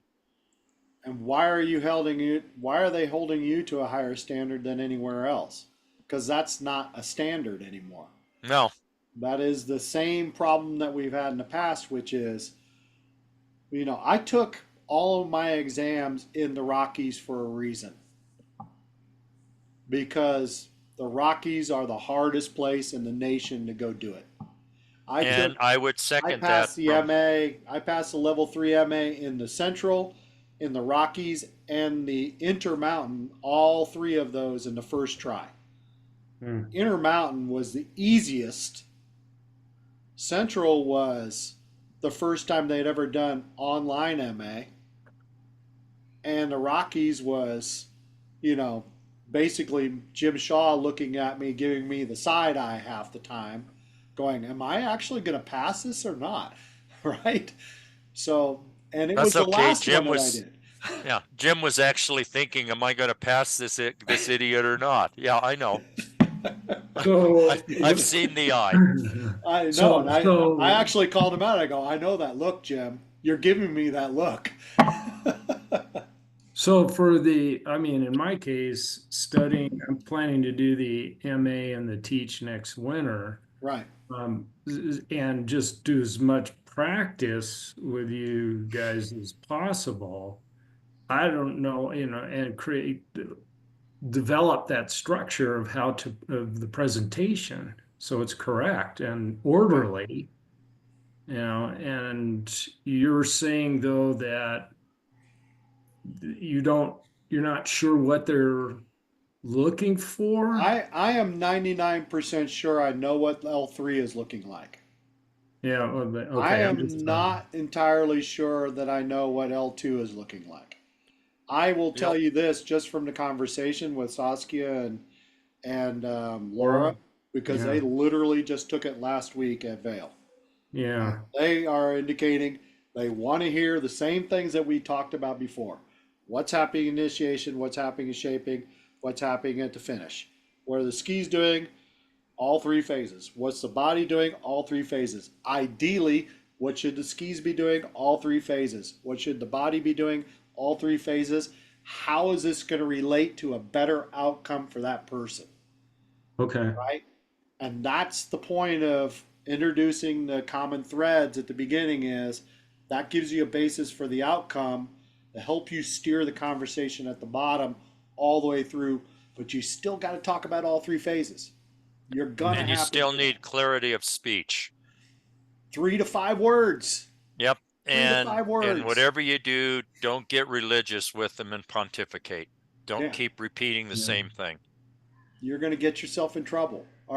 But what is everybody happening? Remember, this is the same thing with Scott Sonnendecker we had the last couple years. Is he just wants to start opening his mouth and pouring out everything he knows. That's not what we're trying to do. Even in the L3, you have to be targeted. Hey, this is what I'm noticing that this skier is doing. I've got 2 fundamentals I'm talking about, and I got to talk through all the fun of those pieces, and I got to show how they relate, and I got to tell them what the body's doing and what's causing the skis to do what it's doing, right? I still have to talk about it. I'm just more targeted now. I don't have to go into, well, nothing's really happening in the finish phase, so why do I even want to talk about the finish phase? Right? Does it make sense? Mm-hmm. Except as it relates to that transitional piece that's going into the new turn. That's where it becomes important. But it's more conversational, but I'm still targeting everything. I'm still hitting all those. I'm just not going at the initiation, one ski turns before. That's not important anymore, right? It's why that's happening. Okay, does that make sense? That's where why level 3 struggle so much, because we have been trained so hard at the level 2s to talk initiation, shaping, finish. This is what happens. Right. And then we're asked to go do this conversational piece, and it's like, well, what the fuck? Sorry, but like, I've trained for 15 years for this. Now you're asking me to do it a different way. And I don't like the way, like Chris Caruso, he hates the word progressive. Right. I've used progressive my entire ski career. Yeah, so have I. I continue to And use it. he hates it. He's like, no, don't use that. So Well, give me another word. Give me an option that's better than progressive, right? Because I'm going to continue to say it. The big thing that I am telling people now in the L3 is that got to start thinking apex to apex. It's happening here, not here. We're not talking about this kind of a turn. We're talking from the turn starting here, going through transition to the next apex. Those are the piece. That's where you need to be focused on. And Ben Because- Potts has told me work through initiation, shaping, finish. Initiation, shaping, finish. Well, So only in terms of one turn versus another turn. But as soon as you start talking about it that way, you're going to get nicked, because where's all the action happening? It's at the end of one turn and the start of the next turn. By the time you get to apex, you're already committed. It's kind of over, right? And then it's kind of how you move from one turn to the next, which is apex to apex. So keep that in mind, Kelby. Seriously. yeah, I mean, my biggest frustration is the inconsistency that I've heard from the examiners Yeah. feedback. That's where my main frustration has come from this year. If they're not consistent with me, then why? I'm getting the same problem, right? It's like, what is going on here? I don't, we're supposed to have a unified standard now, but it's kind of like whatever their interpretation of the unified standard. The ironic thing is that one of them had Boomer. I'm not sure Boomer likes this common threads. I don't see why it should matter if you're talking to the fundamentals, though, if you bring it up. You got to talk to the fundamentals anyway, Yeah, right? I mean, if you use a common thread to identify one or more fundamentals, that would be okay. But if you're trying to base everything on the fundamentals, that's not going to be so good. No. The common threads give us the ability to start to combine some fundamentals. Yeah. But Chuck, you said that the common thread is the outcome that we're trying to achieve. Yeah. So aren't you trying to say that's a learning outcome, or that that's what's happening after you've explained the, yeah. I want So this skier to have a stable upper body that allows him to move his lower body. This is what I'm seeing him do, which is not the common thread. And if I allow him to do this, we're going to be much closer to that common thread at the end. That gives me an outcome. That tells me, think of it in terms of teaching. Okay? Mhm. I'm looking at this skiers and I'm watching them all come down and they're all doing this, right? Right? And I go, hey, we need to have a stable upper body that allows us to move our lower body underneath us, right? And what I'm seeing is when you're doing this, all of a sudden your skis are doing this. And what's that doing? Causing you to go inside and back. And now you're like in this rescue position the whole damn time. But if we can get our upper body to be stable and allow our lower body to move, that's going to allow us to be more balanced at the end of the turn so that we can start the next turn. So it's not a series of recovery movements. There's my teach. Let's go do it. Right? and so understand the common thread, that's a thing we're looking at. And the common thread for that rotary component is torso stability promotes lower body mobility. Right. Mhm. But which fundamental does that hit? But And we need the fundamental in there because the fundamental identifies a ski performance. Mhm. The skis rotate simultaneously from the legs, or the skis and legs rotate simultaneously under a stable or disciplined upper body. So that's giving me the body performance as well. And just think, Dave, don't look at that common thread and say, oh well, gee, it goes straight to rotation. I use that as an example. I could talk about all 5 of the fundamentals through that particular common thread, right? Does that make Mhm. sense? Mhm. Because I could say, hey, without a stable upper body, your ability to extend pressure to the outside ski is going to be kind of compromised, because if you have a body that's going all over the place, how do you have the ability to pressure the outside ski? Or how do you have the ability to tip the skis? How do I have the ability to pressure the skis in the right spot at the right time? Right? If I have this crazy upper body, I can't do anything else except try to recover and balance. So and balance is all these things. It's all the fundamentals, right? I cannot balance if I don't have all the fundamentals, and I cannot do any of the fundamentals unless I'm balanced. Does that make sense? So the common Yeah. threads, you can't look at the common threads and going, oh, gee, we need to, simultaneously steer our skis into the new turn. Well, that's going to be rotation. Is it? What do we got to do where do we have to be in order to do that? That's the question you Right. have to ask. And steering guiding is not the same as just rotation of the legs. Also involves an edging move, Yep. an edging component. How do we got to do that? Rotation and edging. Right? Yeah. And then when we start talking about edging, well, what does that do to ski pressure thing? So suddenly it becomes a cascading of the fundamentals and not necessarily, oh well, this common threads points directly at, these fundamentals. No, it doesn't. They were specifically designed to show the combination of all the fundamentals. The blending you were talking about. Yeah, the blending. Exactly. It is always the blending, right? That's why they're really lined up with the quote unquote integrated tasks, Yes. which And used to the be the center blended. line. Yeah. Okay. And surprisingly, they're all very visual. Yep. because it's very easy to see whether you're doing them or not.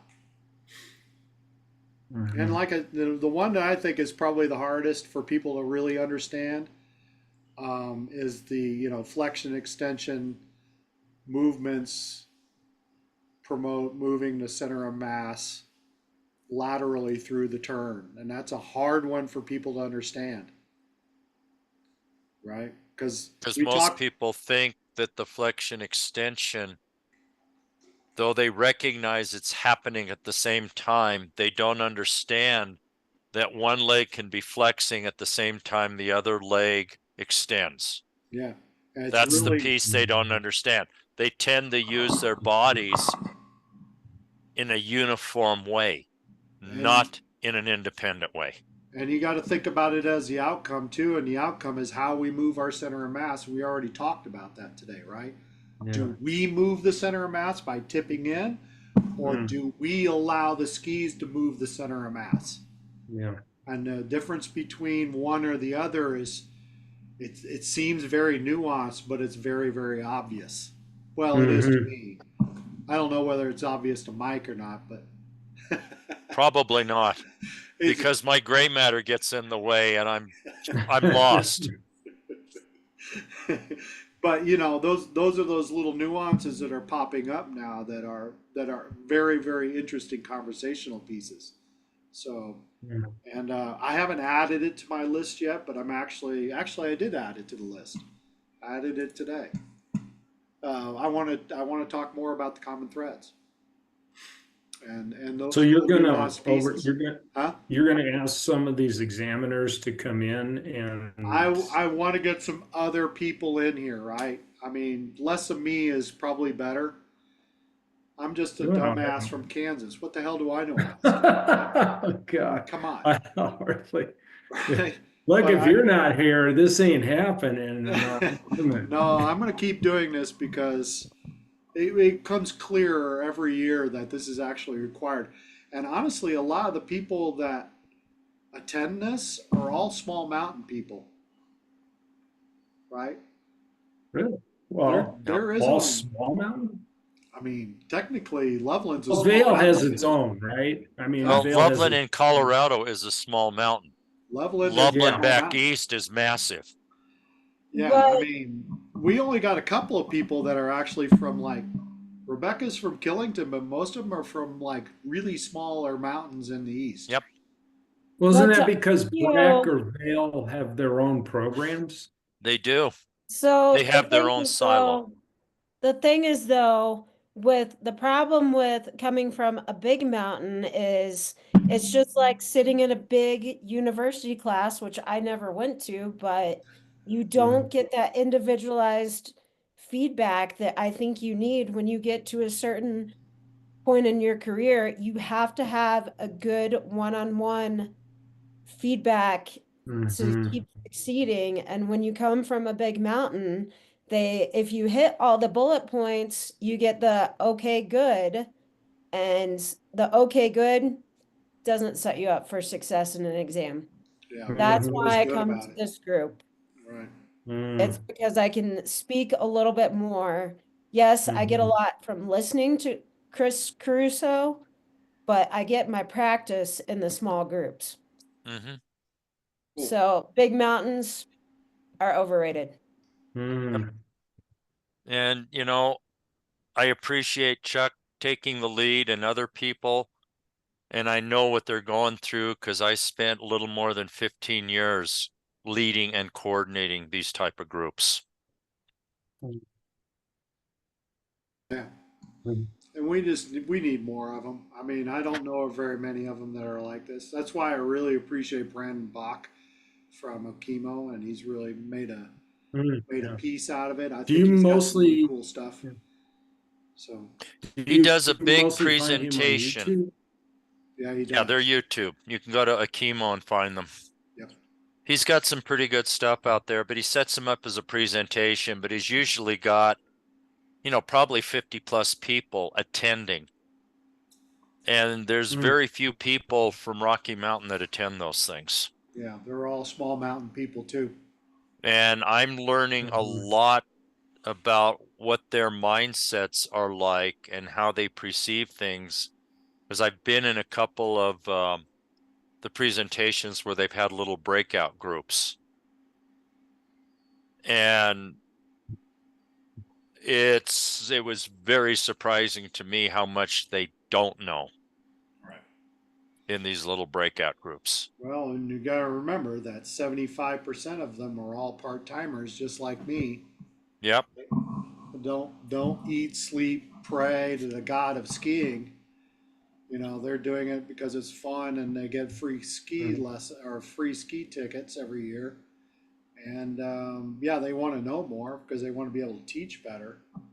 But their, you know, part-time mentality is different than, you know, someone like Kelby who's doing it every single day, right? And you got to Yeah. take that and you got to zoom out a little bit.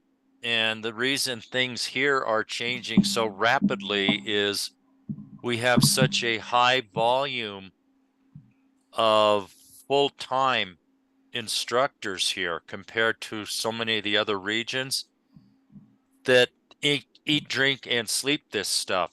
And so the understanding and the comprehension, be it right or wrong, is evolving a lot faster here than it is in any of the others. So even if we're all looking at the same words, the application and the usage of the concepts those words portray is evolving a lot faster. And it isn't until they get to a point and say, wait a minute, that's not what we really meant these words to say.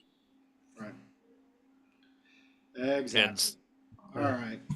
All right. It's Well, 9:05, folks. yeah. Thank you very Time to much. shut this thing down.